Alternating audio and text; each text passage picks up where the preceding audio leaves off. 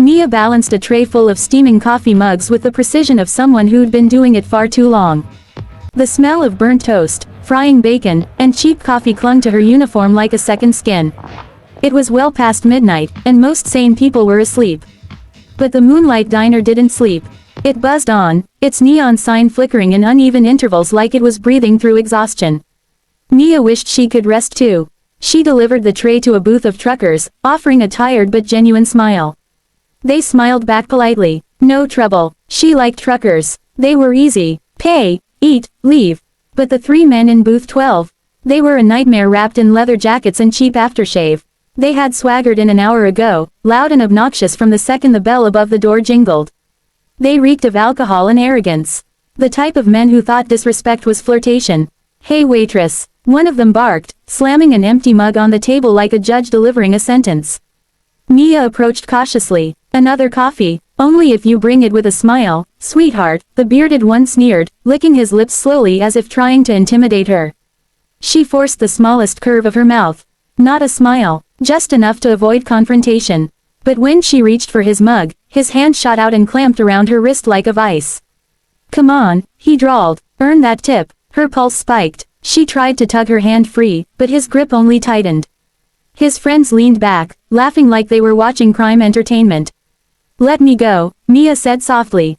Firm, controlled, she'd dealt with creeps before. This was nothing new, but something in her voice betrayed how close she was to panic. The man leaned in, breath sour with whiskey. Make me. Across the diner, conversations went quiet. Eyes flickered toward the scene, then quickly looked away. No one wanted to get involved. Not even Tom, the cook, a man in his 60s who had practically raised her in this place. His hand hovered over the counter like he might intervene, but he didn't move. Mia yanked her arm harder. I said let go. Oh, one of the other thugs mocked, she's got fire. That's when fear snapped. I'm calling the police, she said, voice shaking but determined. The man finally released her, only to laugh. Loud, cruel, you think they'll come running because a waitress got her feelings hurt? Mia stepped back, clutching her wrist. Her throat burned with humiliation and rage. The bell above the door jingled. She didn't look immediately. She was too focused on steadying her breathing. But when she glanced up, and saw 6 massive men in leather vests stride in, her heart stopped. Their boots thudded against the checkered floor. Their jackets bore the same emblem, a snarling wolf wrapped in chains beneath steel-stamped words. Iron Vipers Motorcycle Club. They didn't sit. They didn't speak. They just looked. At the thugs. Then at her. And everything in the room shifted. The leader of the bikers didn't move with bluster or wild aggression. He didn't roar or threaten. He simply walked forward with a calm that was far more terrifying than rage. His boots thudded softly against the linoleum floor as he stopped beside booth 12. He placed one gloved hand on the back of the thug's seat. Is there a problem here? He asked, not loudly, but with a gravel-deep voice that seemed to vibrate through the walls. The bearded thug leaned back, trying to appear relaxed. But Mia saw it, the slight stiffening in his shoulders. Even he could feel the shift in power. Nah, he said with a fake grin, waving dismissively. Just talking to the lady. She likes the attention. Hawk, the name stitched on the biker's vest, slowly turned. His head toward Mia, his eyes held no impatience, no accusation. Just one question. That silent tell me the truth. Mia straightened. No, she said clearly. I don't. There it was. Out loud. Final. The entire diner froze. Hawk's fingers curled slightly over the booth's wood. Stand up. The thug scoffed. You serious? I wasn't asking, Hawk replied, still calm. Still deadly. One of the other thugs, a tall, lanky one, stood abruptly, puffing up his chest like a rooster. Why don't you back off before? The sentence never finished. Hawk moved like lightning. One moment he was still. The next, he had the lanky thug twisted around, one arm behind his back, cheek pressed into the wall so hard the man gasped in pain. Chairs scraped. Plates rattled. People held their breaths. The rest of the biker crew spread across the diner, silent but unmistakably ready.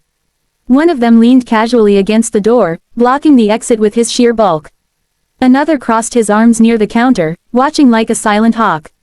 The remaining thug, the ringleader, stood now, though shakily. He tried to muster defiance. You can't just walk in here and... Hawk loosened his grip slightly, just enough for the pinned thug to breathe. Then he looked at the leader. If you lay a hand on a woman in front of me, Hawk said, voice low, you don't walk out. No shouting, no theatrics, just truth. The pin thug whimpered. His earlier bravado had dissolved into raw panic. Hawk released him. The man collapsed into the booth, rubbing his arm as though it might have snapped. Get up, Hawk ordered. This time, they didn't argue. They scrambled, tripping over each other as they bolted toward the exit. One stumbled, nearly face-planting before recovering and sprinting out the door. The bell above the entrance clanged wildly as it swung. Silence followed like a blanket. No one moved. The bikers didn't celebrate. They didn't high-five or gloat. They simply resumed breathing. Hawk turned back to Mia. You okay? She swallowed. Yeah, now I am. Good. He nodded as if that settled it. Then he glanced at an empty booth. Coffee. Black. 6 cups. Mia blinked, stunned, then let out a laugh she hadn't expected.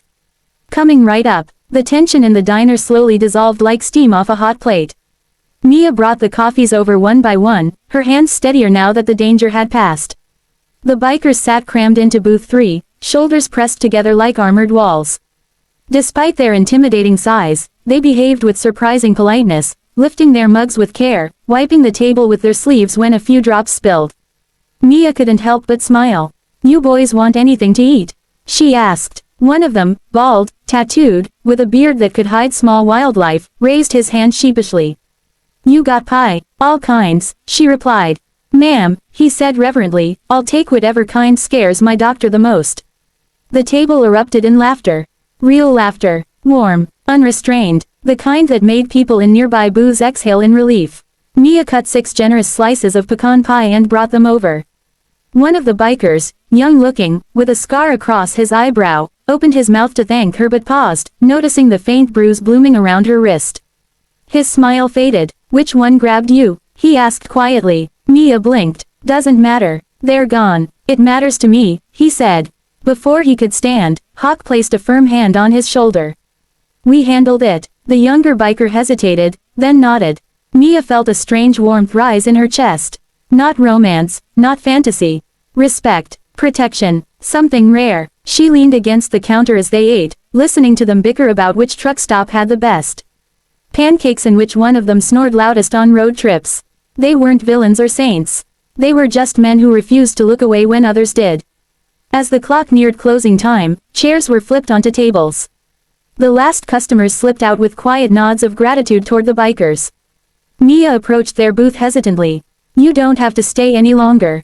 I'm okay. Hawk stood, digging into his pocket. Not staying because we have to, he said, placing a metal card on the table. He slid it toward her. It was cold and heavy, engraved steel, the Iron Viper's emblem etched deep. A phone number beneath. You ever need help, he said, you don't dial 911. You dial that. Mia turned the card in her hand. You guys give these to everyone you rescue.